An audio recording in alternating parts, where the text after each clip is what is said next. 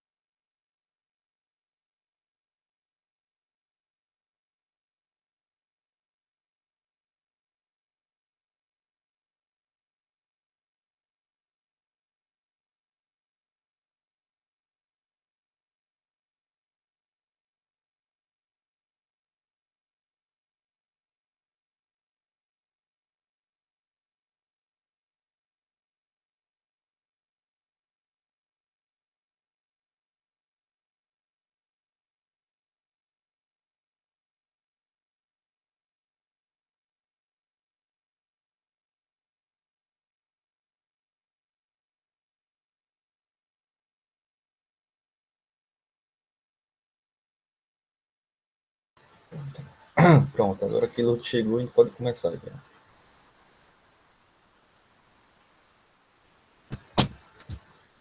Esperando o chegar. Bom dia, Lourdes. Responde, Lourdes. Quem tem mais aí, mas agora já passou da hora também. Tá faltando quem? Gabriel, João. Aí Lourdes sair, hein? Cuidado bom dia ela. Faltando João. Mas aí também.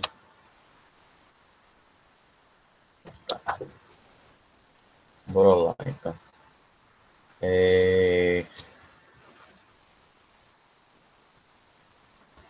Eita, travou tudo agora. Voltou. Bom, a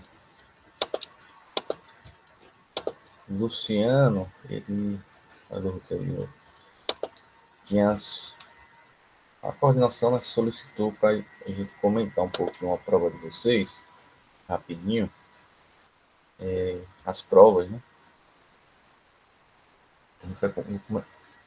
Eu vi, Carlos, sei que você tá aí. Preocupe não, eu vi. Você foi uma das primeiras que entrou. Viu, Carlos? Eu vi, não se preocupe não. Eu pedi para a gente comentar as provas, para ver se. Fechou aqui.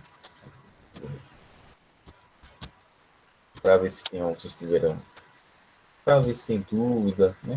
Antes de pegar o resultado.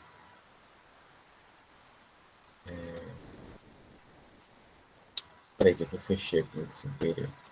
A prova. Deixa eu abrir aqui no computador lentinho. Aí vou comentar, antes de voltar para os assuntos, né?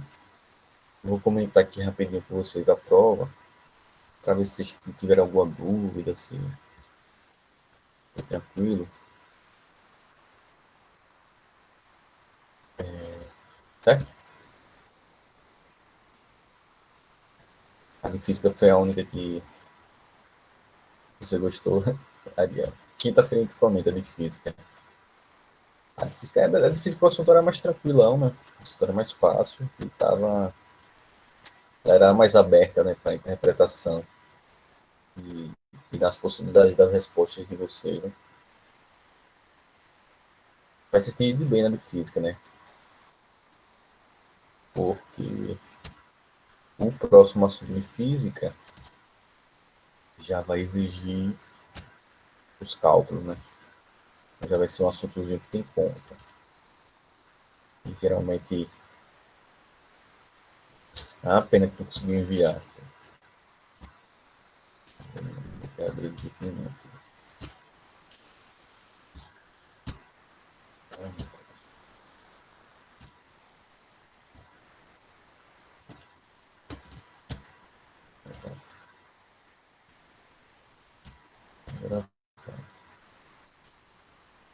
Tava tranquilo na de física. Eu acho que a de física era mais fácil também.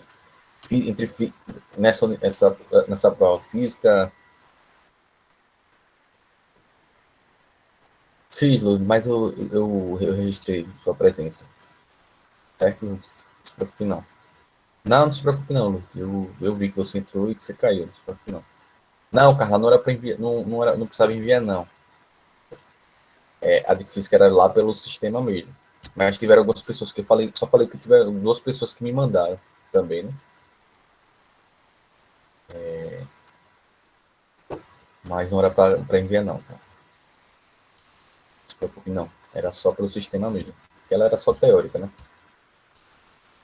Então, os próximos assuntos aqui vão, tirando o simulado, né? Que vão exigir os cálculos, né? É um assunto de física mais fácil, já foi. A prova estava tranquila também. A gente viu o assunto com calma, né? Revisou bastante. E é um assunto fácil, né? Mas aí só.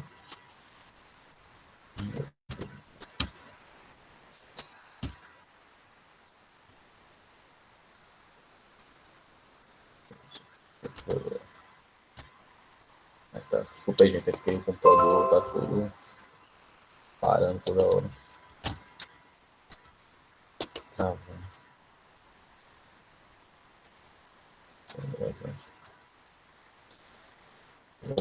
Pronto. Aí tá a prova de biologia, né? Só o layout tá diferente aí, a gente faz a mesma prova, né? Aqui é o layout padrão que eu envio, né? Eu mando para Luciano, mas é a mesma prova. Só modelo aí. Então também não estava isso, né?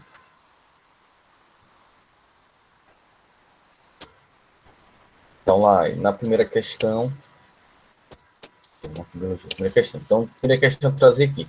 Cite 3 motivos que levaram Mendel a usar plantas de ervilhas como seu objeto de estudo. Então, na aula a gente viu tipo, várias razões, né, para ele utilizar as plantas de ervilha como modelo, como objeto do seu estudo. Né? Aí daquelas, todas aquelas que a gente viu, qualquer das 3 que vocês botassem, né, estava correto. Então, vocês podiam ter colocado aí o porte da planta, ou seja, o tamanho da planta. Vocês podiam ter botado aí o ciclo de vida rápido, né? Ou seja, tem um ciclo de vida curto, né? Então, elas se reproduzem, crescem, estão ativas para outros processos reprodutivos de forma rápida. Vocês podiam colocar, por elas serem plantas hermafroditas, né? Por ter a facilidade de fazer autofecundação, por elas terem híbridos viáveis, né? Ou seja, quando você cruza as diferentes variáveis, né, variantes. Você tem indivíduos férteis, podia ter colocado isso, podia ter colocado a facilidade no cultivo, as diferenças marcantes entre as variantes, né, ou seja, elas têm as sementes amarelas, verdes, ou seja, elas eram facilmente diferenciáveis, né, ou seja, essas variantes, essas plantinhas, elas eram facilmente diferenciadas umas das outras. Então, esse é um fator. O que mais? Inscrição, né? Eu falei sei, né? Então, qualquer um desses que vocês tenham optado por responder, por colocar, certo? Qualquer um desses estava correto. Então, bastava só pedir 3. Então, qualquer um desses que eu citei aqui, tornariam a resposta correta. Certo? Então, bastava ter apenas 3. A gente viu mais que 3 nas aulas. Então, qualquer um desses 3 que vocês colocaram, qualquer um desses que eu falei, que vocês colocaram aqui, desde que tenham sido os 3 motivos, vocês estariam corretos. Né? Então, não importa qual desses motivos. Eu falei 6 motivos aqui, qualquer um dos 3, qualquer um desses, se for esses 3, vocês acertaram. Né? A segunda questão que eu perguntei, né, qual é a unidade básica da hereditariedade? Então, qual era a unidade básica da hereditariedade? A unidade básica da hereditariedade, né, que foi que Mendel identificou como os fatores, que ele chamava de fatores, né, nada mais é do que são os genes. Né? Então, a unidade básica da hereditariedade, da expressão das características, da expressão das funções, da expressão dos fatores hereditários, né? É o gene. Então, o gene é a unidade básica da hereditariedade, não é o DNA, né? Tudo, é o gene, são as partes. Então, a unidade básica, ou seja, a menor unidade que expressa características, que expressa os fatores, que expressa as funções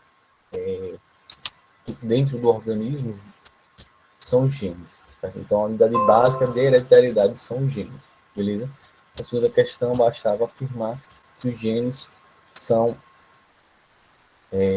ou o gene, né, é a unidade básica da hereditariedade. Essa segunda questão também bem tranquila aí. Então, bastava ter esse entendimento de que o gene é a unidade básica da hereditariedade. A terceira questão. Suponha que uma pessoa passou uma semana na praia e, ao voltar, notou que sua pele estava mais escura que antes da viagem. Essa coloração ocorreu em decorrência de uma variação do genótipo ou do fenótipo. Justifique sua resposta. Então, nesse caso aí, ela se deu por um que ela alterou a pele, a cor da sua pele por exposição ao sol, né? Então, nesse caso, a gente teve uma variação do fenótipo, certo? Não do genótipo, uma variação do fenótipo. Deixa eu ver falar uma coisa. O sexo biológico masculino e feminino são considerados fenótipos, são só uma expressão, né? Pode ser. São as características, né? A expressão dos genes, né? Então, os genótipos são os genes, né? Então, o conjunto de genes os genes do indivíduo. Então, o genótipo para que vai determinar alguma coisa. Por exemplo, tem o cromossomo X e X, é o genótipo que vai expressar o sexo biológico, por exemplo. Então, se a pessoa tem o cromossomo X e X, ela vai expressar, né, o sexo biológico feminino. Se ela tem o cromossomo X e Y, ela vai expressar o sexo biológico masculino. Né? Então, seria o fenótipo. A presença ou não daquele aparelho reprodutor, daquelas genitais. Né? Obviamente que também seria o genótipo, ou seja, os cromossomos X e X e X e Y. Né? O fenótipo é como essa característica vai se expressar. Né? Então, a pessoa nasceu com sexo biológico masculino, ou seja, com o aparelho reprodutor masculino, é do sexo masculino. Certo? A pessoa nasceu do o aparelho reprodutor feminino é sexo biológico feminino. Então, seria a presença do tipo de genital e de aparelho reprodutor seria o fenótipo, seria a expressão desse. Obviamente que existem os casos, né, de hermafroditismo, né, que a pessoa ela nasce com um aparelho reprodutor indefinido. No caso estou falando no caso dos seres humanos, certo? Hermafroditismo é comum em várias espécies de seres vivos, né, plantas e outros animais. Então, aí seria o fenótipo, né? A pessoa já seria hermafrodita, ou seja, isso é um sexo biológico definido por ter essas genitárias mescladas. E aí teria que ver qual é o genótipo dela, né? Ela poderia ter cromossomo X e X ou cromossomo X e Y. Então, o fenótipo, ele é a interação do genótipo, da expressão do genótipo, interagindo com os fatores ambientais. Né? Então, nesse caso desse indivíduo que foi para a praia e voltou com a pele mais escura, o que alterou nele foi o fenótipo, certo? Não foi o genótipo, ou seja, ele não ficou com a pele mais escura porque os genes deles se modificaram. Não teve uma alteração de genotípica, né, dos seus genes. Seus genes permanecem os mesmos, mas a expressão do genótipo, ou seja, a expressão fenotípica, interagindo com o fator ambiental, ou seja, a exposição do sol, tornou a pele dele mais escura do que os genes dele determinam. Então, isso é normal, né? O fenótipo é isso. O fenótipo é a expressão dos genes, mais a interação com o ambiente. Então, a alteração, a mudança da coloração da pele dele se deu por uma variação no fenótipo e não no genótipo. Ele alterou o fenótipo. Justamente por isso, né? Então, o genótipo ele só alteraria se ele sofresse uma mutação genética ou algo do tipo que levasse esse processo. Mas o que é o menos provável, né? Então, o mais provável é que a pele dele ficou mais escura, porque o fenótipo dele se alterou. Porque o fenótipo é uma interação entre a expressão do genótipo com os fatores ambientais. Né? Então, aumenta a exposição do sol, fez com que ele ficasse com a pele mais escura. E não porque os genes dele se alteraram. Né? Então, é isso. Você vai para a praia, quem fica mais escuro, com a pele mais escura, né? Outras pessoas ficam rosa ou vermelho. Né? Isso se dá por alteração do fenótipo, né? Por alteração, ou seja, com a interação do ambiente sobre a expressão do gene, mas não sobre os genes. Ou seja, você depois do tempo, a pessoa, quando fica sem exposição ao sol, né, a coloração da pele dela vai voltando ao padrão do que deveria ser. Né? Então, essa pessoa aí, depois de alguns dias, se ela não ficar mais indo para a praia, né, a pele dela vai começar a voltar ao padrão anterior do período que ela ficou aí na praia.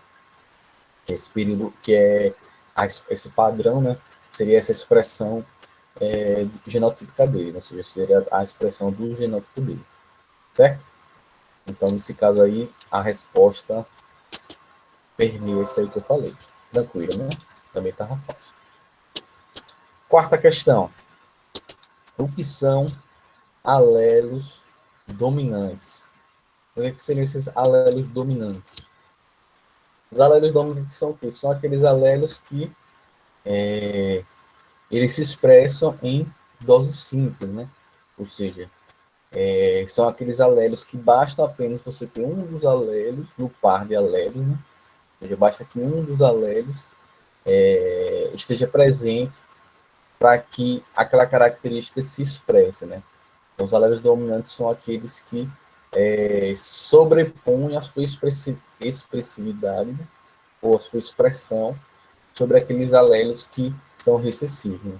Então, um alelo dominante é aquele alelo que, no par de alelos, basta estar presente em doses simples, ou seja, basta que só tenha um dos pares do alelo, a presença dele, para que a sua característica que ele determina se expresse. Então, isso seria um alelo dominante, certo? Então, se vocês responderam mais ou menos, não precisa ser com as mesmas palavras que eu usei, certo, gente? Mas se na resposta de vocês carrega esse sentido central aí da expressão em doses simples e por aí vai, tá tranquilo, certo? Necessariamente seja igual ao que eu falei, não. Tem que ter só o que o conteúdo central tem que ter.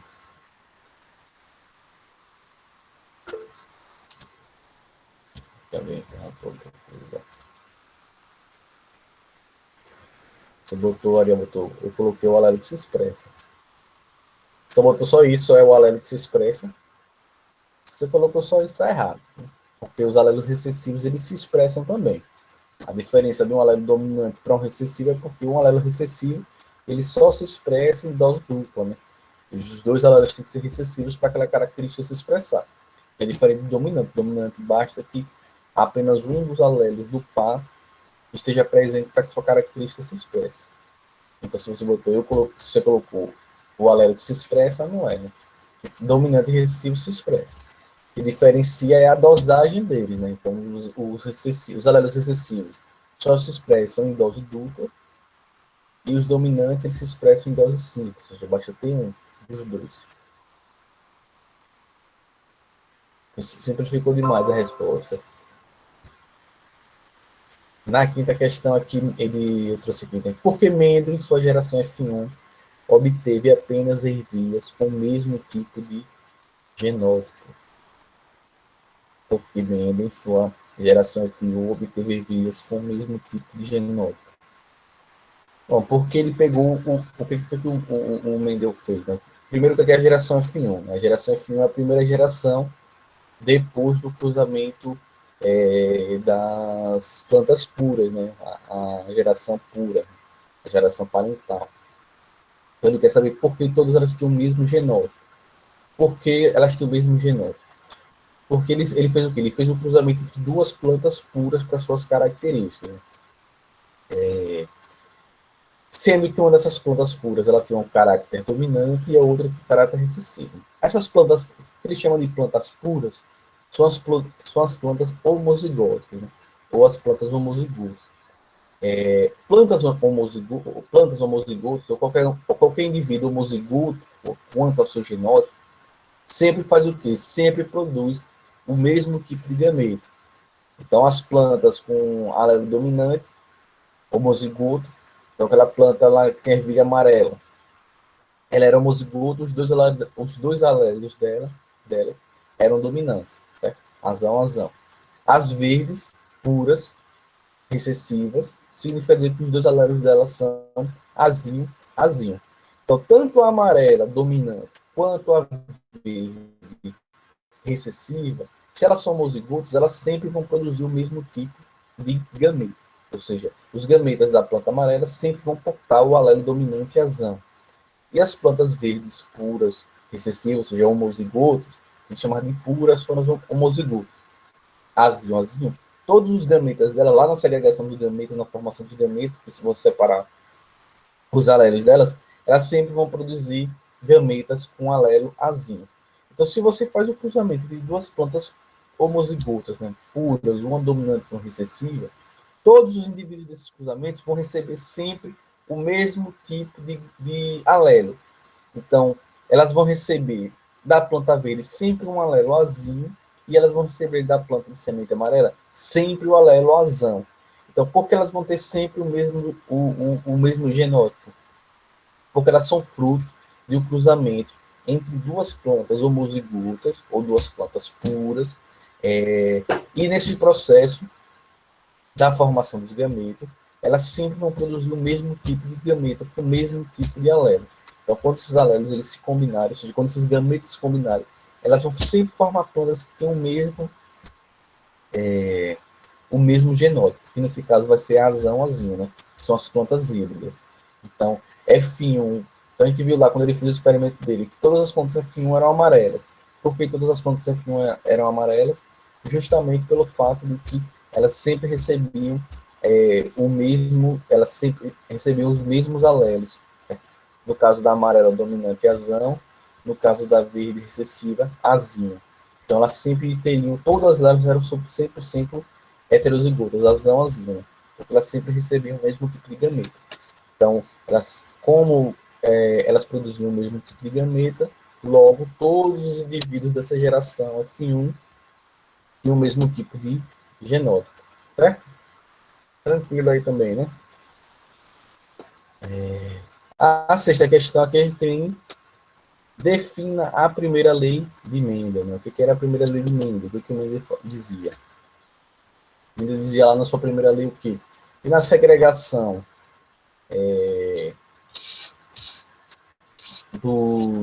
na formação dos gametas, né? Os fatores eles segregavam-se, ou seja, se separavam,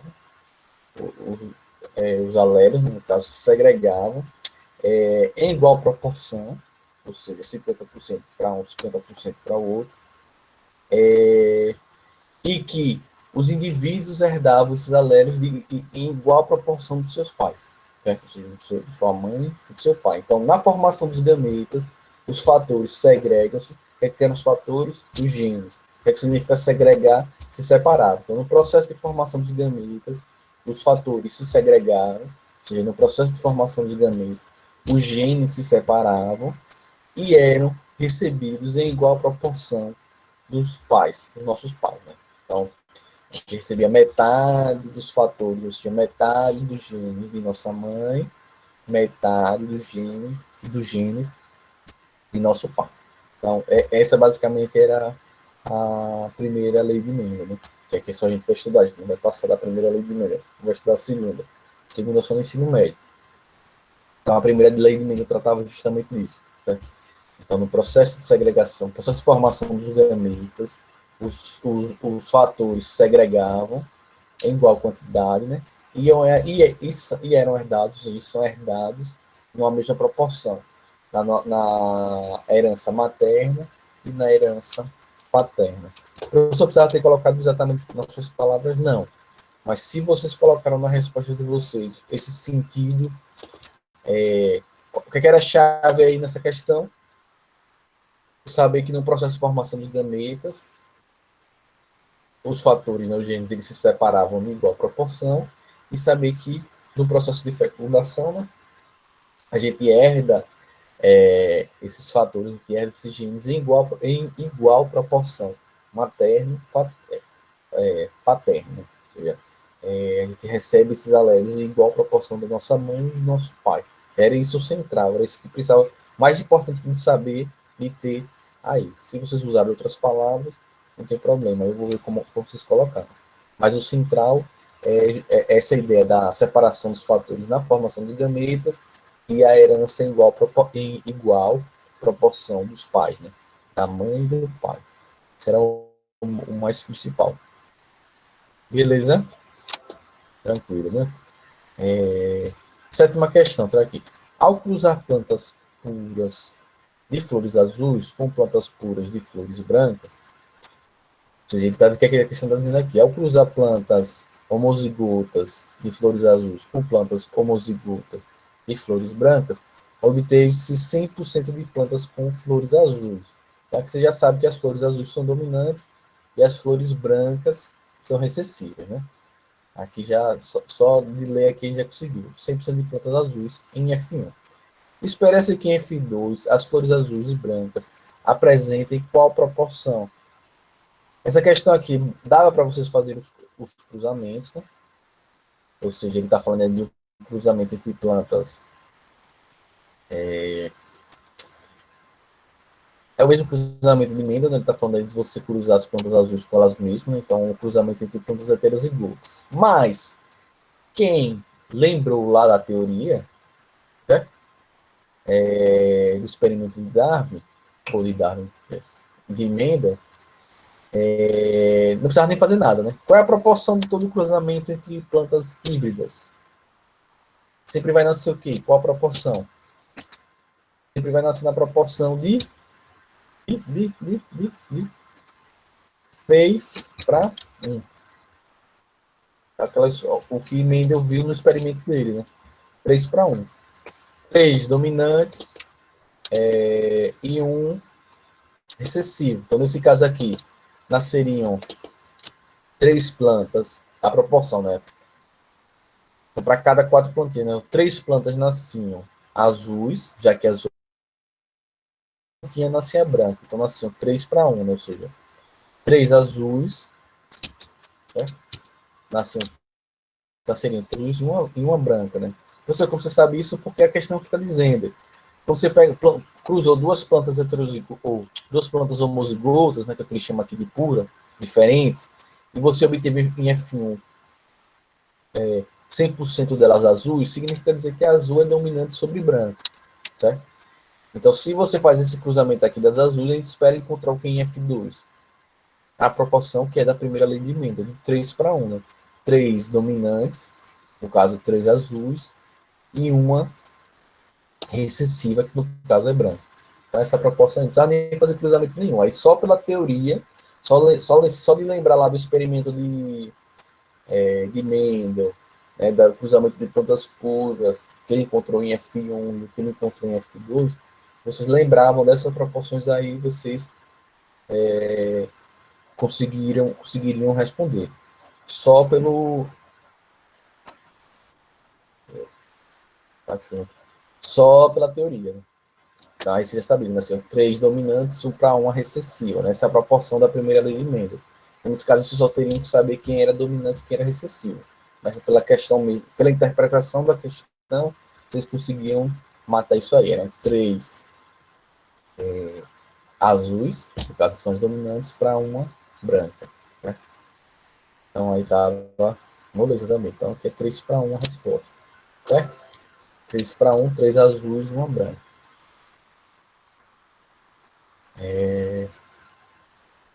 Vamos lá. Então na oitava ele fala assim: cruzando-lhes flores brancas. Eu vou falar uma coisa. Deixa eu ver.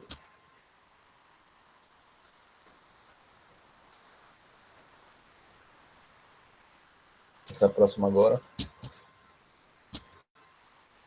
Vamos lá, vamos descobrir. Então, cruzando-se plantas brancas, bezinho, bezinho, com flores vermelhas, bezão, bezinho, quais serão os prováveis descendentes em suas proporções? Aí queira fazer o então ele está pedindo aqui, cruzamento, bezinho, bezinho, bezinho, bezinho com aqui também assim, o outro quis me corrigir, então ele queria fazer o cruzamento bezão, bezinho com um bezinho, bezinho, basicamente isso que ele queria fazer. Vocês podiam fazer o quadro de Punnett ou fazer a ligando direto. Então, quais são o que a gente vai encontrar aqui? Bezão, bezinho. Tá? Só vocês conectarem aqui. Vamos começar por aqui. Peguei o bezão aqui, ele vou ligar para os outros. Então, qual a proporção que eu tenho aqui? Bezão, bezinho. Liga esse com esse. Bezão, bezinho. Né? E agora os bezinhos. Bezinho, bezinho. E bezinho, bezinho. Tá? Então, essas aqui são os frutos, possíveis frutos desse cruzamento aqui. Bezão, bezão, bezão, bezinho, com bezinho, bezão. Então, bezão, bezinho, bezão, bezinho. E agora aqui, bezinho, bezinho, bezinho, bezinho. Então, isso aqui que a gente vai encontrar. Então, quando eu for cruzar aqui, então, bezão, bezão, bezão, bezinho, e bezinho, bezinho. Não, me corrija. Bezinho, bezinho. Então, quais são os prováveis descendentes que eu vou encontrar? Já encontrei aqui. Esses são os prováveis descendentes. Bezão, bezinho, bezão, bezinho, bezão, bezinho, bezinho, bezinho, bezinho, bezinho. Então, esses são os prováveis descendentes. E quais são suas proporções? Quantos bezão, bezão eu tenho aqui em cima? Nenhum. Zero. Quantos bezão, bezinho eu tenho? Dois. Dois de quantos? Dois de quatro possibilidades. Dois, três, quatro. Então, eu tenho dois bezão, bezinho de quatro possibilidades. Então, 2/4 ou 1/2. Meio. E bezinho, bezinho. Eu tenho dois bezinhos, bezinhos de quatro possibilidades. Então, também tenho 2/4 ou 1/2. Então, essa é a resposta aqui. Quem botou 2/4 e 2/4? Bezão, bezinho, 2/4. Bezinho, bezinho, 2/4. Tá certo. Quem botou bezão, bezão, 0, bezão, bezinho, 2/4, bezinho, bezinho, 2/4, acertou a questão também. Quem, ao invés de colocar 2/4, colocou 1/2 e 1/2, também acertou. Então, quem colocou simplificado 1/2 ou quem deixou 2/4, tá certo. Certo? Quem colocou aqui 50% e 50%, quem botou 50% bezão, bezinho, 50% bezinho, bezinho, também acertou. Certo? Então, vocês podem ter colocado dessas três formas diferentes. Bezão, bezinho, 2/4, ou 1/2, ou 50%. Bezinho, bezinho, 2/4, ou 1/2, ou 50%. Então, qualquer uma dessas respostas que vocês deram aí, tá certo. Certo? Então, essa é a resolução dessa questão aí, um cruzamento simples. Então, a resposta está aqui embaixo. Né? Qualquer uma das formas que você respondeu aqui, certo? Então, as possíveis respostas são essas aqui que eu marquei. Certo?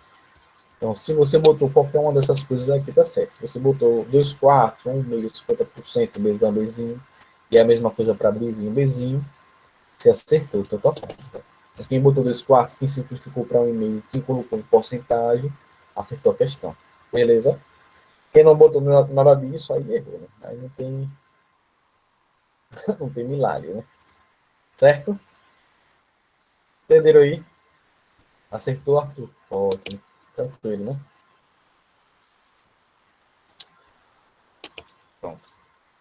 Essa aí também estava tranquila. A nona questão. Ao cruzarmos dois cachorros, sendo ambos heterozigotos, quais resultados obteremos? Então, aqui ele quer fazer também um cruzamento. É um cruzamento entre híbridos, né? Azão, azinho, cruzando com azão, azinho. Então, ele quer saber quais resultados que vamos encontrar. Então, vou fazer aqui os cruzamentos. Então, esse azão, vou cruzar aqui com esse outro azão, azão, azão, né? Esse azão com o outro azinho aqui, azão, azinho. Agora eu pego aqui o azinho, azinho com azão, azão, azinho. E azinho, esse azinho com outro azinho, azinho, azinho. Então, aqui já encontrei as minhas possibilidades, né? Então, vou botar aqui agora para encontrar a minha resposta. Não me corrija. Azão, azão, eu tenho quantos? Tenho um de 4 possibilidades. Um quarto ou 25%. Azão, azinho, tem 1, 2. De quantas possibilidades? 4 possibilidades. Então, eu tenho 2 quartos de chance de ser azão, azinho, ou 1 sobre 2, ou que a gente chama também de 50%. Azinho, azinho, tem 1 de quantas possibilidades? 4. Então, 1 quarto de chance de ser azinho, azão, azinho, ou também de 25%. Certo? Então, a resposta é essa. Certo?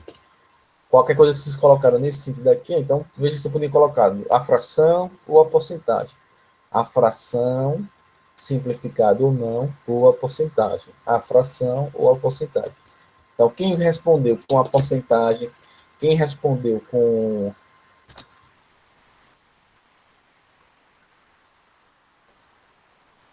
Vocês me ouviram, gente? Ou travou? Porque para mim aqui congelou tudo, não sei se vocês me escutaram.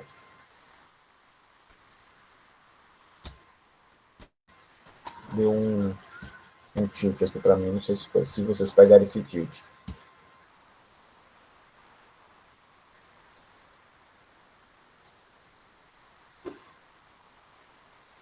E aqui para mim congelou tudo, até o microfone, não sei se vocês me ouviram.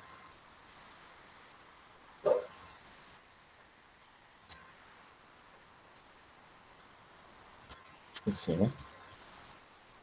Bom, então aqui essa é a resposta da nona. Então, vocês poderiam colocar aí de qualquer forma, certo? Vocês poderiam colocar como fração, vocês poderiam colocar como ouvir, né? Tá.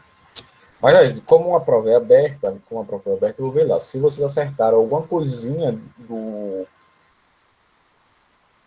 cruzamento, eu vou dando os décimos. Né? Ah, errei só o final. Acertei o cruzamento, errei as proporções. Certo? Aí eu não se preocupe não, que eu dou um décimozinho, 2 décimos na questão. Não é 0,05 não. Se vocês acertaram alguma coisinha na questão, eu dou uns décimozinhos. Viu? Ah, acertei o cruzamento, mas não sabia fazer as proporções, errei as proporções, mas acertei o cruzamento. Aí eu dou um pedacinho da questão, um décimozinho, 2 décimos, dependendo de quanto você acertou. Quem acertou tudo, obviamente tirou 0,5, tirou a questão tudo. Certo? Então tá aqui, bem tranquilo também. Bem, do mesmo jeito que a gente fez, né, nas atividades. Né? Então só coloquei essas duas aí que exigiam cruzamento, por assim dizer. A sétima dava para fazer por cruzamento ou pela teoria, né? Mas a oitava e a nona tinha que fazer o cruzamento para saber, para conseguir responder, certo? Tranquilo? Deixa eu beber aqui um...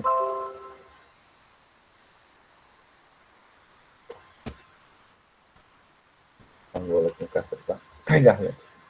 E a 10ª questão aqui nós temos a anomalia representada no aerograma é determinada por um gene recessivo. A questão já acabou aí, né? Ou seja, todo mundo que é afetado tem o alelo recessivo. Então, Vamos botar aqui embaixo. Eita, só você aqui. A questão ele já entregou, né? Olha, essa anomalia é recessiva. Então, já sei que o indivíduo 4 é azinho, azinho, e que o indivíduo 9 também é azinho, azinho. Certo?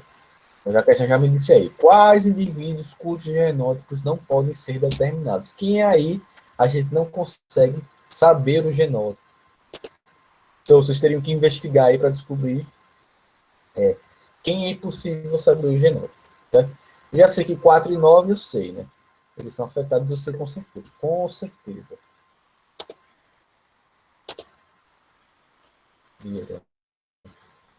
Quem não dá para saber? 1 e 2. Vamos descobrir agora.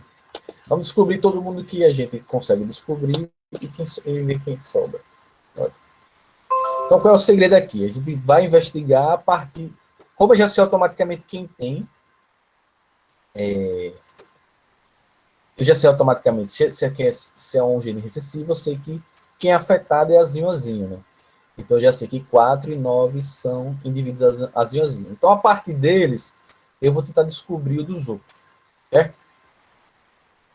Vamos descobrir aqui. Vamos passar aqui para descobrir aqui o filho. Se 7 é uma filha de 4, significa dizer o quê? Que com certeza 7 recebeu um azinho, correto? Professor, como eu sei que 7 recebeu um azinho? Se 4 tem azinho, azinho, e 7 é filha dela, 4 é homozigota recessiva, ou seja, ela só produz o mesmo tipo de gameta. Então, para 7, obrigatoriamente, ela tem que dar um alelo azinho, certo? Então, 4 passou para 7, com certeza um azinho. Então, já sei que 7 tem um azinho. Mas 7 é uma mulher que não é afetada. Se ela não é afetada, significa dizer o quê? Que ela tem um azão. Né? Então, eu sei que 7 é azão, azinho. Então, 7 eu pude descobrir. 3. 3 é uma pessoa que não é afetada, correto? Ela tem um azão, já que ela não é afetada. Se ela não é afetada, ela tem com certeza um azão. Eu sei qual é o outro alelo de 3. Tenho como saber. Por enquanto, não, né? Eu sei que ela tem um azão porque ela não é afetada, né? E ela doou esse azão para a filha que 7. Então, não sei se ela tem. Vamos lá. Todo mundo que não é afetado tem um azão. Então, 1 tem um azão, com certeza. Bota aqui 2. 2 também tem um azão, com certeza, porque não é afetado. 5, com certeza, tem um azão, porque não é afetado. 6, com certeza, tem um azão, porque não é afetado. 8, com certeza, tem um azão, porque não é afetado. 9, já descobri, né? E 10, com certeza, tem um azão, porque não é afetado. Vamos descobrir agora desse povo. 1 e 2. 1 e 2 tem um azão, com certeza, porque não são afetados. Eu tenho como saber o outro alelo deles? Sim ou não. Se 1 e 2 são os pais de 4 e 4 é azinho, azinho, significa dizer que ela recebeu um azinho da mãe e um azinho do pai. Para ela ser recessiva, ela tem que ter recebido um azinho de cada. Então, com certeza, 1 eu sei que é azinho, 2 eu também sei que é azinho. Então, 1 e 2 são azão, azinho. Por que 1 e 2 são azão, azinho, gente? Eles têm um azão porque eles não são afetados, certo?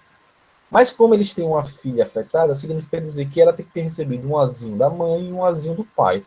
Então, 1 e 2 são com certeza azão, azinho. Fato, certo? Vamos agora 5 e 6. Vamos tentar descobrir. 5 e 6 não são afetados, ok? Eles têm um azão.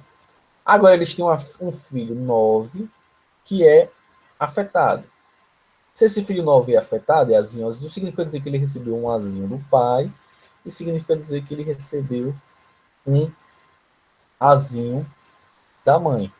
6. Então, significa que 5 e 6 são afetados. 5 e 6 são azinho, azão, azinho. Certo? Professor, por que 5 e 6 são azão, azinho? Porque eles têm um filho afetado. 9. Se 9 é azinho, azinho, ele recebeu um azinho do pai e um azinho da mãe. Então, 5 é azãozinho, 6 é azãozinho. E as filhas 8 e 10? Eu sei que elas são têm um azão, porque elas são normais fenotipicamente, elas não são afetadas. E qual é o outro alelo delas? Elas são azão ou azão-azinho. Ou seja, elas receberam um azão do pai e um azão da mãe, ou um azão da mãe e um azão do pai, ou receberam o azão do pai e azão da mãe. Como é que eu vou saber? Não sei. Não tenho como saber. Então, qual seria a minha resposta aqui? Quais são os alelos indetermináveis aqui? A pessoa 3, que são os dos alelos, a pessoa 8 e 10. Então, os indivíduos 3, 8 e 10 são os únicos que eu não tenho como determinar o genótipo deles. Porque a questão é quais indivíduos são os genótipos não podem ser determinados. O indivíduo 3, o indivíduo 8 e o indivíduo 10. Né? Então, o homem 3, né? E as mulheres 8 e 10. Elas não têm como determinar os alelos deles. Então, 3, 8 e 10. Né? Os outros aí eu descobri com vocês. Certo? Então, 3, 8 e 10 são os únicos que Arial disse 1 e 2 não. Arial 1 e 2 dava para saber. Então, não era a resposta 1 e 2, não. Então, 3, 8 e 10 são os únicos indivíduos que são possíveis, que possivelmente nós poderíamos determinar os seus alelos. Então, a resposta é 3, 8 e 10. Os outros, todos, são determináveis. Tranquilo, gente? Deu para entender isso aí? Mesmo quem errou, entendeu o que errou, por que errou, como errou? Sim? Entendi, entendi. Tranquilo, né? Uhum. Massa. Tomara que vocês tenham, no geral, espero que vocês tenham tirado de notas boas, né? Tenham conseguido se sair bem, né? Tranquilo a prova, né? Não foi nenhum mistério também, né? A prova, quem respondeu a atividade do livro, quem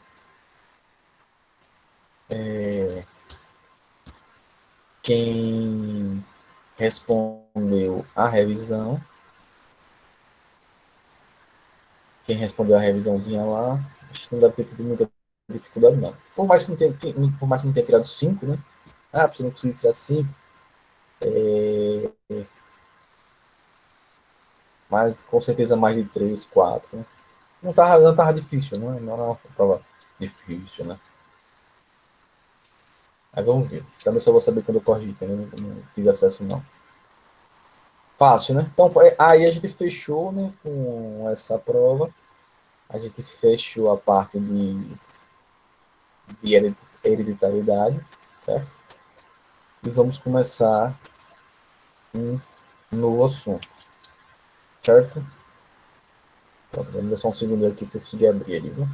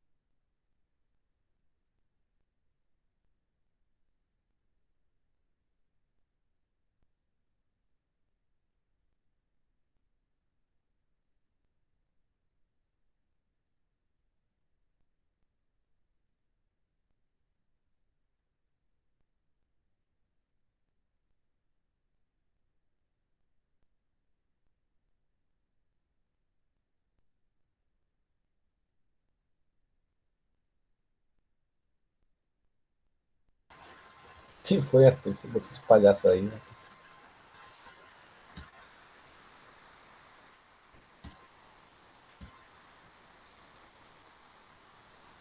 Toma o café. Ah, você vai comer? Ave Maria.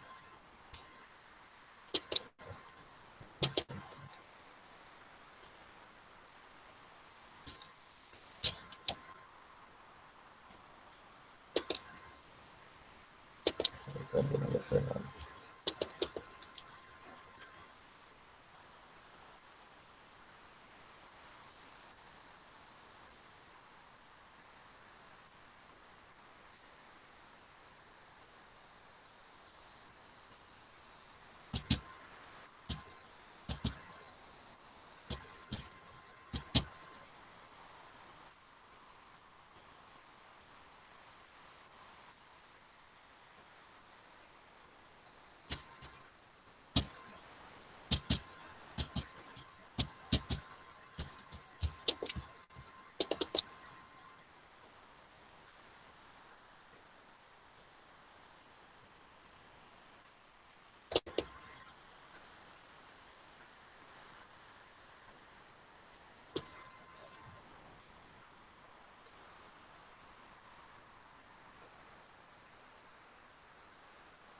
Toma seu café. Cara.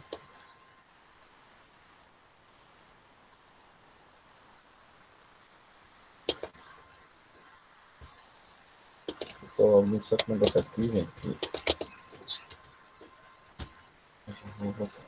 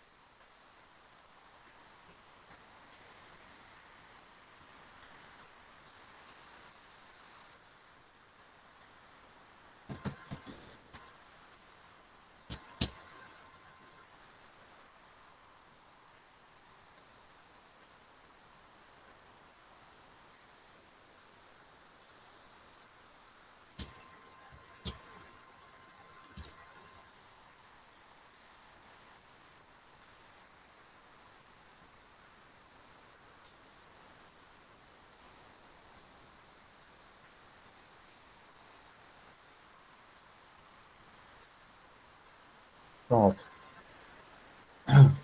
Agora foi. Vamos lá, gente. Então, hoje nós vamos começar a falar, na aula de hoje, vamos começar a falar sobre os processos que nós chamamos de as teorias, né? Que a gente chama de teorias evolucionistas ou as teorias transformistas, né? Por assim dizer. Então, ao longo da história, né? E ao longo do tempo da humanidade, né? Sempre se buscou, dentre todas as questões que sempre envolveram e envolvem, né, os seres humanos até hoje, né? Sempre teve a busca de tentar explicar, de explicar tudo, né? Todos os fatores, né? De se compreender os fenômenos naturais, de como eles acontecem, por que eles ocorrem. Então, sempre existiu essa grande curiosidade dos seres humanos, né? Em tentar buscar explicações para os fenômenos naturais e para tudo que nos cerca, né?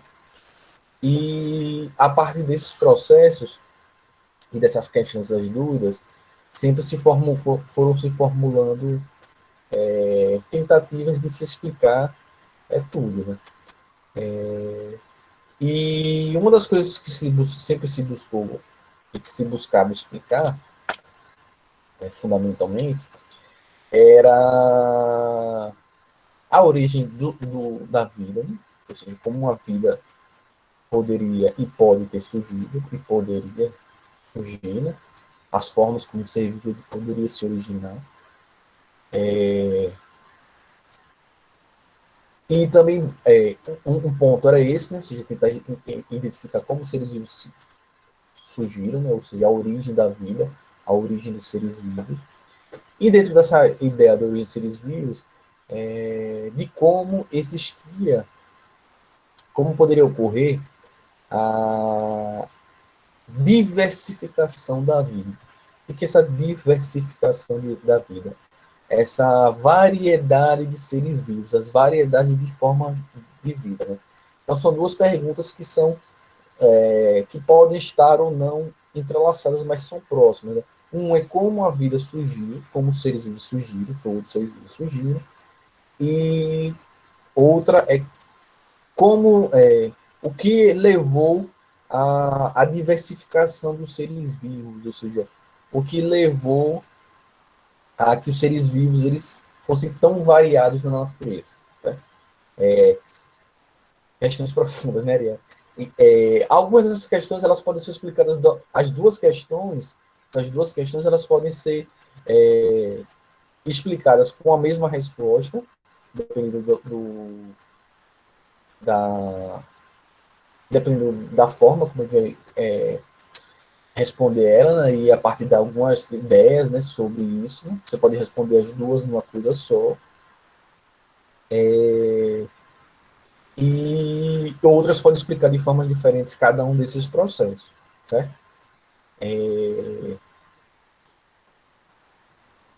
Bom, então são essas duas perguntas centrais que a gente tem, né?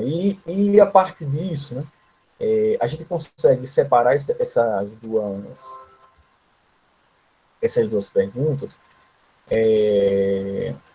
em dois grupos de ideias, né? Uma que seria as ideias do fixismo e a outra que seriam as ideias e as teorias do evolucionismo, né? Que a gente também chama das teorias do transformismo. Então, fixismo e transformismo, ou fixismo e evolucionismo. As ideias fixistas, que está representadas aqui por esse primeiro esquemazinho aqui, as ideias fixistas são as ideias que elas surgiram desde a Grécia Antiga, né, e até mesmo antes deles, né, mas de forma mais organizada e principalmente no pensamento ocidental. Lá, Platão, Aristóteles, né, Hipócrates e toda aquela turma dos pensadores da Grécia Antiga, da Roma, da Alexandria, por aí vai. As ideias fixistas são ideias que permaneceram dominantes, né, no pensamento desde lá da Grécia Antiga até mais ou menos início e meados do século XIX, né? 1800, dos anos 1800, 1850, 1860, ou seja, foram ideias que permaneceram, as ideias fixistas permaneceram. Ah, tem um caminhão estacionado aqui na frente da minha casa, não sei se vocês estão ouvindo. São ideias que permaneceram. Ah, que permaneceram até meados do século XIX, ou seja, ficaram milhares de anos as ideias fixistas. E o que as ideias fixistas elas elas determinavam? Né? O que o pensamento fixista determina? O pensamento fixista ele pensa justamente no processo de que os seres vivos eles surgiram, todos eles de uma única vez no mundo, né? Então tudo surgiu de uma vez, né? Então, todos os animais, todas as plantas, todos os seres vivos surgiram de uma vez só no mundo, certo? E por isso, por eles terem surgido todos eles de uma vez, eles já explicaria a sua diversidade também. Né? Então, todos os seres vivos surgiram no mesmo período de uma única vez, os seres humanos, as plantas, os animais, os fungos, as bactérias, todos os seres vivos surgiram de uma única vez, e que esses seres vivos eles não se modificam ao longo do tempo. Certo? Essa é a ideia central do fixismo, né? Que vocês podem observar aqui por esse esquema, ele resume isso, né? Então aqui a setinha aqui para cima é o tempo, né?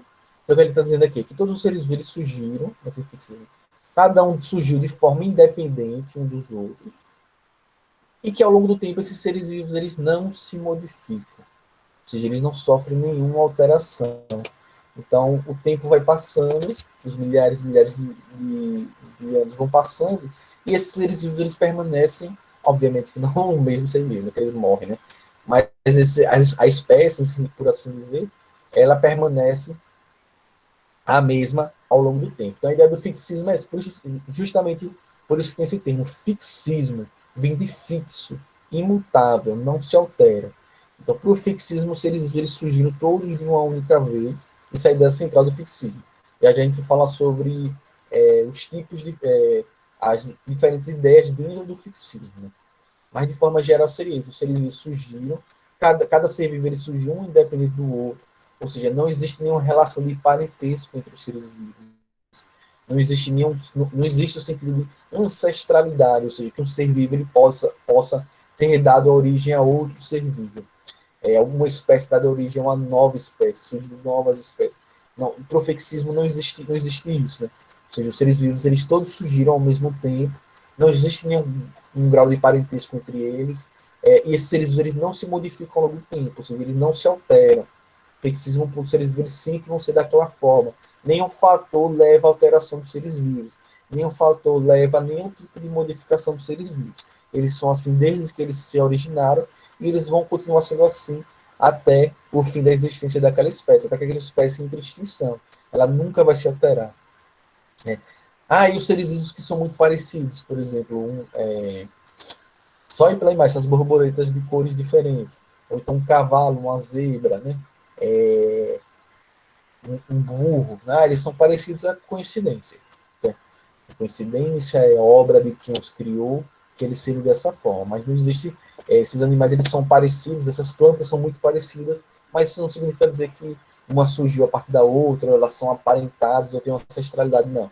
A ideia do fixismo não existe ancestralidade, não existe parentesco entre os seres vivos, não existe alteração, ou seja, os seres vivos não se modificam, eles sempre são imutáveis, né?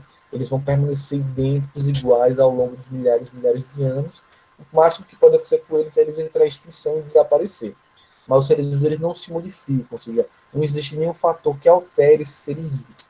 Então, não existe ancestralidade, não existe parentesco. Os seres vivos que são semelhantes entre si, espécies semelhantes entre si, é apenas coincidência, ou obra de um criador, ou obra de vários criadores. Então, essa é a ideia do fixismo, da não modificação, da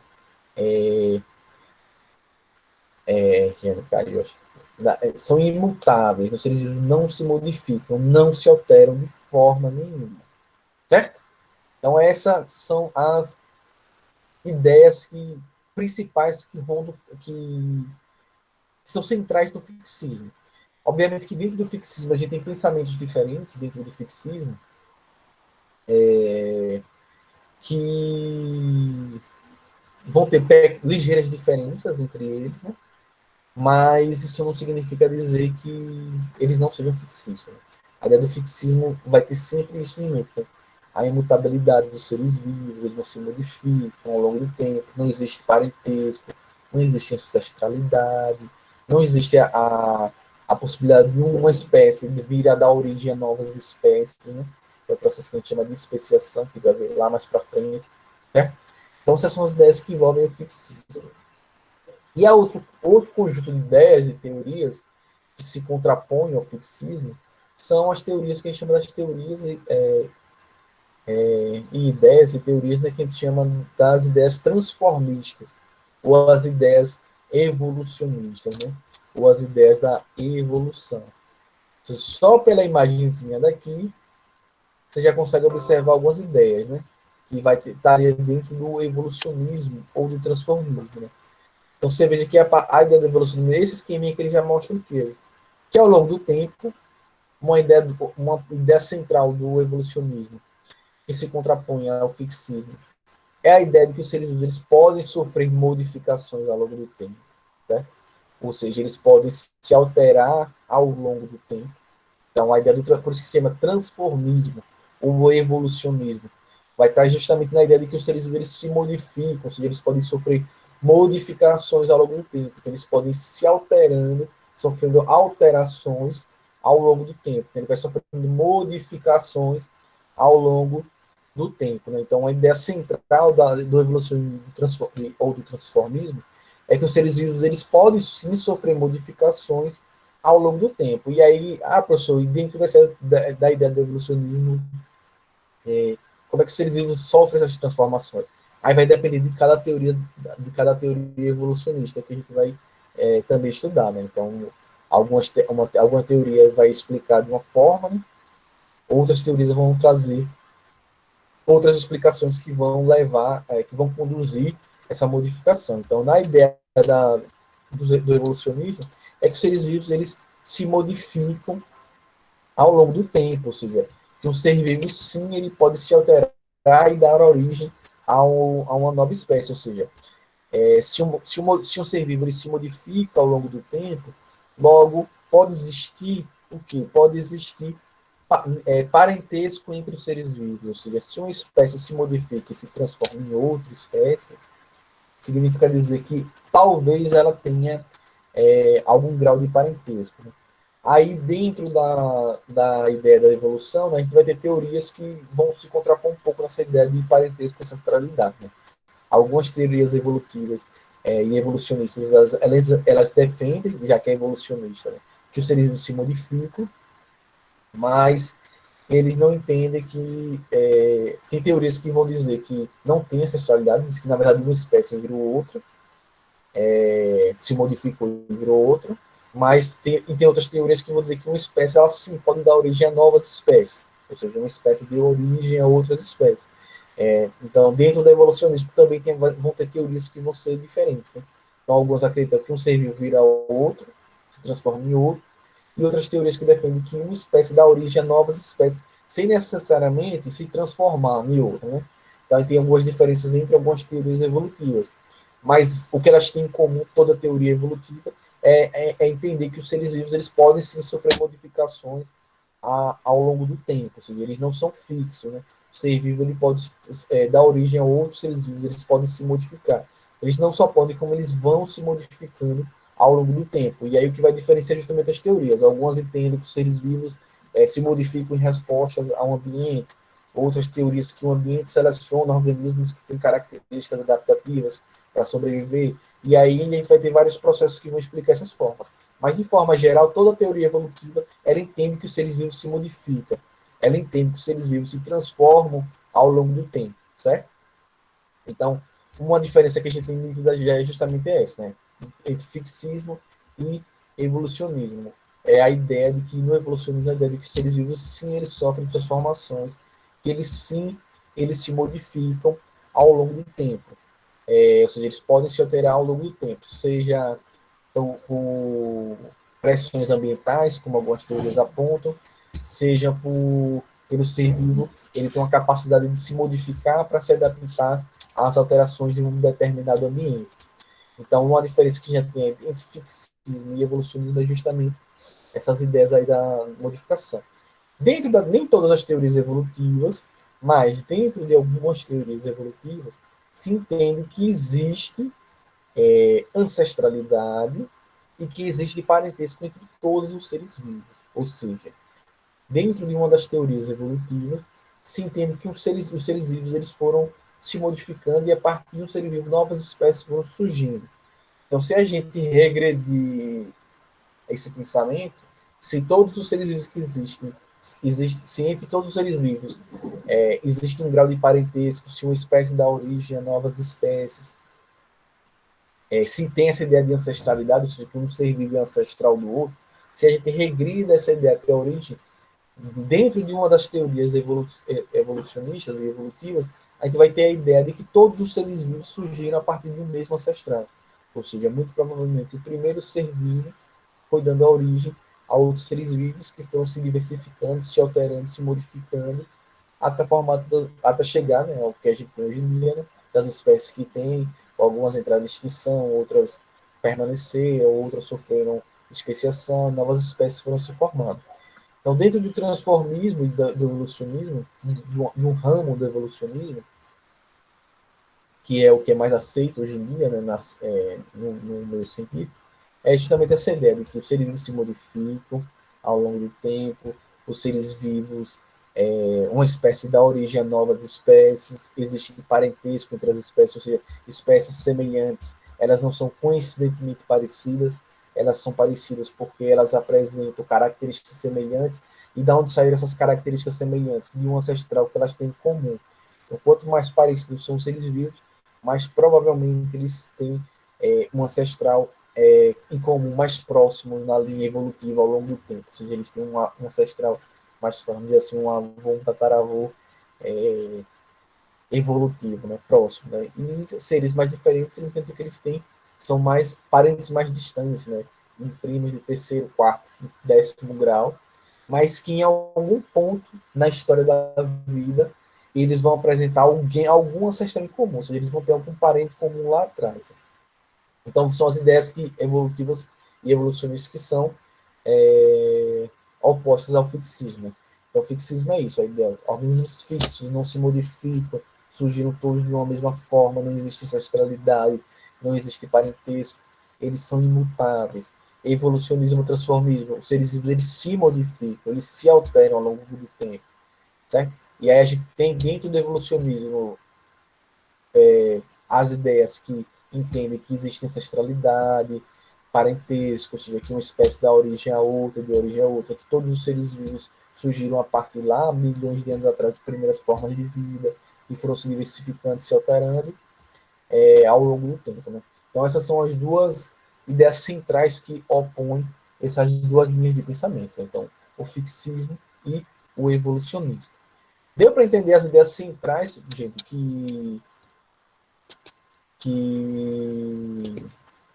distinguem esses dois conjuntos, essas duas linhas de ideias, né, do fixismo e do evolucionismo, são as.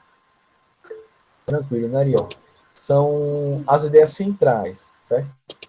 Então, essas são as ideias centrais do fixismo e do evolucionismo. Essa ideia essas ideias aí. Então, para diferenciar as duas, que fixismo, seres vivos não se modificam ao longo do tempo, seres vivos não existe parentesco, não existe ancestralidade, né?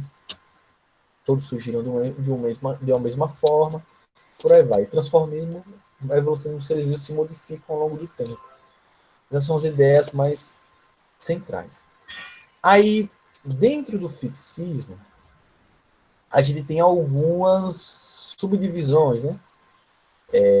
Ou seja, algumas explicações dentro do próprio fixismo, né? E algumas delas se contrapõem, né? Mas elas têm como coluna vertebral, ou seja, como eixo central, essa ideia de que os seres vivos não se modificam, que eles são fixos, imutáveis, que não existe parentesco, ancestralidade entre os seres vivos. Essa é a linha central, apesar de que eles vão ter explicações diferentes para esse fixismo. Né?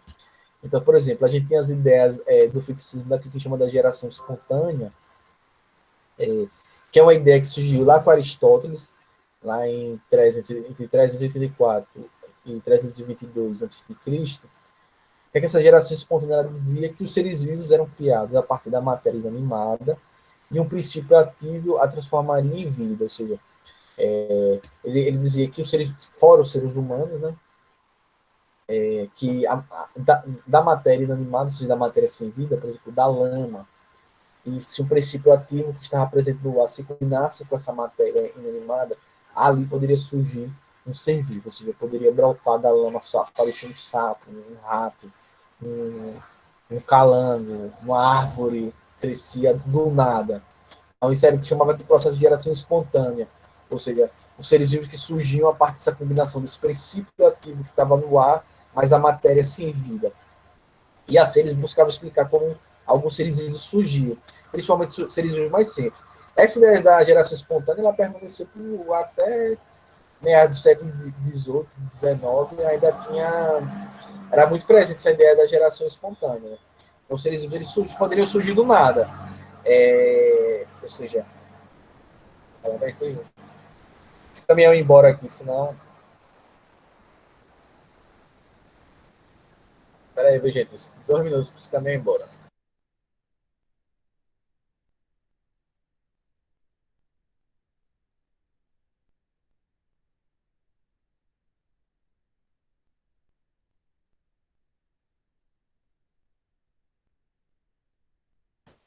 Vou fechar aqui a janela para ver se melhora.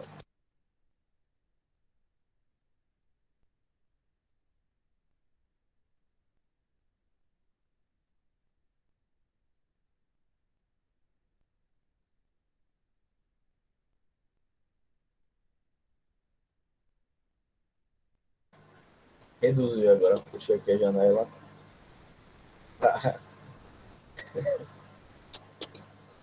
Diminui agora, né?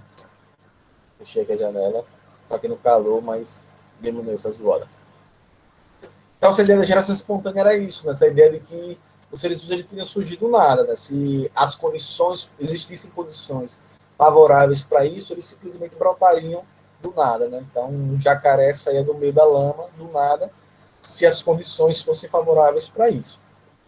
Então, essa geração espontânea ela é uma ideia que está dentro do fixismo, né? Essa ideia de que os seres vivos poderiam surgir do nada, e os seres vivos foram surgindo assim, a partir do nada, ou seja, então não existia um parentesco, não era um ser vivo que se transformava no outro, não eram seres vivos que davam origem a novos seres vivos. Os seres vivos eles simplesmente iam surgindo a partir dessa combinação entre a matéria inanimada, a matéria sem vida, né, e o princípio ativo que estaria aí disperso no ar, né. Outro conjunto de ideias que está aqui dentro dessa coluna vertebral do fixismo é o criacionismo, né? Então, os seres vivos eles foram criados por uma entidade divina uma só vez, né? Como está referido, por exemplo, na Bíblia, né? Então, a ideia, isso dentro da ideia, obviamente, do cristianismo, né? E outras vertentes religiosas, né? Você teria essa entidade sobrenatural, né? Quando eu falo sobrenatural, não estou falando de assombração, não, gente. Falo sobrenatural, seria essa força, essa entidade que seria não regida pelas forças naturais, né? Ou seja, pelas leis naturais. Então, essa entidade ela seria capaz de criar tudo, né? Então, o criacionismo seria essa ideia, né? Que você teria uma entidade sobrenatural, ou seja, desgarrada das leis naturais, e que, a partir da sua vontade, da sua força e do seu poder, ela dava origem a todos os seres vivos. Então, o criacionismo vai ter essa ideia. Então, de uma só vez, a vida foi criada na Terra, e aí, dentro do criacionismo, a gente vai ter N vertentes, né? Então, a gente vai ter a explicação dentro do cristianismo, a gente vai ter a vertente dentro do islamismo, dentro do judaísmo, no budismo, no hinduísmo, né? Então, no hinduísmo, são centenas de milhares de entidades que saíram criando. Cada ser vivo era obra de uma entidade, né? Diferente. Então, você vai ter uma série de divindades e entidades responsáveis por isso. Então, as ideias criacionismo são essas ideias que vão dar às entidades sobrenaturais, né, divinas, a responsabilidade e a capacidade de criar todas as formas de vida. Então, se esse ser superior ele criou todos os seres vivos, né? Então ele criou cada um deles de uma vez.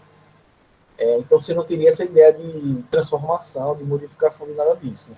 Então seriam os conjuntos de ideias criacionistas, né? Aí vão ter várias, né? Eu trouxe aí tem um exemplo aí dentro do cristianismo, né? Mas existem uma série de outras linhas que são criacionistas, né? Inclusive aquelas até que trazem até como seres extraterrestres, né? Que trouxeram a vida para a Terra, né? Então, tem aquela lá, cientologia, né? Que eles vieram, jogaram os esporos no vulcão, o vulcão entrou em erupção, espalhou a vida na Terra, e aí os ETs foram embora. Matrix não é um criacionismo, né? Mas eu entendi o que você quis dizer. Certo? Então, essas ideias criacionistas são essas, que elas vão dotar a essas entidades essa capacidade. Né? Então, estaria aqui dentro do fixismo também. E tem uma terceira linha que eu botei aqui, que é o catastrofismo. O catastrofismo é uma ideia, que era a ideia desse Cuvier, Ele traz a ideia de que os seres vivos eram destruídos por catástrofes naturais, né? Havendo em seguida um novo povoamento. Então, o catastrofismo é uma ideia que, por mais que tenha sido um pensamento para um cientista, tá? Ela está bastante ligada ao fixismo, e né, Arthur? Ela é bastante ligada ao fixismo, ou seja, o catastrofismo ele traz a ideia de que existiram várias extinções, e depois de cada uma das extinções em massa, um fenômeno natural matava todos os seres vivos que existiam, e depois surgiam novos seres vivos, né? E isso aconteceu várias vezes, ou seja, essas extinções em massa aconteceram várias vezes. Então, aconteceu uma extinção em massa, todos os seres vivos morriam, e depois dessas grandes catástrofes, de forma espontânea, novos seres vivos surgiam. Certo? Então, esse catastrofismo ele buscava explicar, por exemplo, ele explicava, tipo, por isso que os dinossauros não existiam mais, né? Aconteceu essa catástrofe, todos os dinossauros morreram, todos os seres vivos morreram, e ele, após a catástrofe, novos seres vivos surgiram. Ou seja, ele acredita, no catastrofismo, ele defendia, né, o Cuvier, que a vida surgiu várias vezes na Terra. Ou seja, em vários momentos, em momentos diferentes, a vida surgiu na Terra. Ou seja, os seres vivos entravam em extinção por uma catástrofe natural, depois surgiam de novo novos seres vivos. Depois de milhares de anos, todos aqueles seres vivos entravam em extinção novamente por uma catástrofe natural, e depois surgiam novas espécies surgindo de novo. Ou seja, a ideia do catastrofismo acredita que a vida surgiu várias vezes de formas diferentes ao longo do tempo de surgimento da Terra. Então, todas essas ideias são fixistas, né? Então, do catastrofismo justamente porque eles acreditavam que as espécies elas não se modificavam, né? Ou seja, os organismos eles iam desaparecendo e surgindo novos, e desaparecendo e surgindo novos, certo? Então, todas essas três ideias aí, esses conjuntos de ideias, dentro dessas ideias, inclusive, vão ter outras ideias, né? Só do criacionismo, como eu falei, para praticamente cada religião que tem aí pelo mundo, a gente vai ter ideias criacionistas diferentes, né? No Islã, no cristianismo, no hinduísmo, no budismo, e por aí vai, e N outras explicações, né? Vão trazer essas ideias criacionistas. Né? Então a gente teria essas ideias aí que seriam ideias de fixismo. Tem uma quarta ideia que às vezes ela é utilizada para o criacionismo, e outras que faz parte do transformismo, que é uma ideia que a gente chama da panspermia. A panspermia ela traz a ideia de que a vida ela se originou fora da Terra, certo? E veio para a Terra. Aí a panspermia ela tem uma perna no evolucionismo e uma perna no fixismo, porque a panspermia ela pode ser explicada de duas formas, né? Tem a panspermia que acredita que a vida veio do espaço para a Terra, que tem uma galera que acha isso mesmo, Ariel, que não que era marciano, mas que veio um disco voador e deixou aqui os seres humanos. Então Adão seria um extraterrestre. Então a panspermia ela tem dois conjuntos. Tem uma ideia da panspermia que acredita que os seres vivos mesmos vieram do espaço, ou seja, que em um meteoro, um cometa que atingiu a Terra, existiam micro-organismos nesse meteoro, e que a partir daí essa vida veio do espaço, esses esporos e seres vivos vieram do espaço e aí colonizaram a Terra.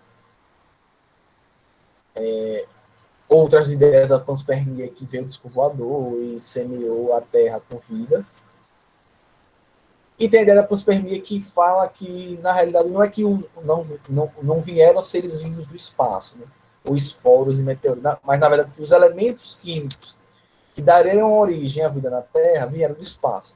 Por exemplo, tem uns defensores da panspermia que fala que a água ela não se formou na Terra no processo de formação da Terra. A água ela veio do espaço em cometas e asteroides que atingiram a Terra, tinha essa água congelada e a partir daí surgiu água na Terra. Como a gente sabe que a vida surgiu na água, então seria um pouco da panspermia, né? Que esses elementos químicos que dão origem à vida, elas não surgiram junto com a formação da Terra, elas vieram do espaço. Então a ideia da panspermia é a ideia de que O que originou a vida na Terra veio do espaço. Isso se chama de panspermia, ou seja, o surgimento da vida do espaço. Aí, vindo da panspermia, vem todas essas viagens possíveis, né? Esporos de seres vivos caíram na Terra com cometas, ou vieram alienígenas e jogaram as sementes da vida nos cometas, ou nos vulcões, ou até as ideias da panspermia, que são até ideias que são hoje em dia que são aceitas, e, por exemplo, que a água ela veio do espaço em meteoros, não que necessariamente veio a vida do espaço, mas que os elementos químicos que possibilitaram a vida na Terra não se formaram na Terra, vieram do espaço. Essas seriam as ideias da panspermia, certo? Aí, por isso que eu falei, às vezes a panspermia está com o pé lá no fixismo, né? Quando vê essas histórias de disco voador, e ou ela está mais para a evolução quando ela traz vem ideias da panspermia de que, por exemplo, a água veio do espaço e não se formou na Terra, né? A Terra é plana. Né? Se a Terra fosse se a Terra fosse redonda, a Havaiana era curvada. Isso mesmo, você teria que ter uma Havaiana do tamanho bem grande, né? Calçar quantos? Calçar 10 mil quilômetros, né? Certo? Então, são esses conjuntos de ideias aí. Então, esse é o fixismo. A gente vai ter todas essas vertentes aí, certo? O transformismo e o evolucionismo, quais são as ideias que estão centradas no transformismo e evolucionismo, é o que a gente vai ver próxima semana, segunda-feira. A gente vai estudar as teorias evolucionistas. Então, vai estudar a teoria evolucionista de Jean-Baptiste Lamarck, e vamos estudar também a teoria evolucionista do Charles Darwin e do Alfred Wallace. São as principais. Certo? Deu para entender fixismo, a diferença de fixismo e de evolucionismo e as ideias do fixismo? Tranquilo, facinho, né? Moleza, né? Então, o simulado da segunda unidade também vai ser bem tranquilo, né? Porque esse assunto é fácil, fácil, fácil. Deu para entender, gente? Moleza, né? Pronto, então é isso por hoje. Fácil, né, Ariel? Beleza, Carla. Tranquilo, então é isso. Próxima aula a gente entra aí para falar sobre. Não sei, Ariel, tem que olhar no calendário. Eu acho que é no meio de junho. Agora a data exata, só olhando no calendário. Eu não tenho certeza. Próxima aula não sei do que é, não. Aí, redação. Certo? Então, até segunda, na aula de biologia, mas quarta-feira a gente se vê de novo em química. Certo? Tchau, professor. Tchau, gente. Até quarta.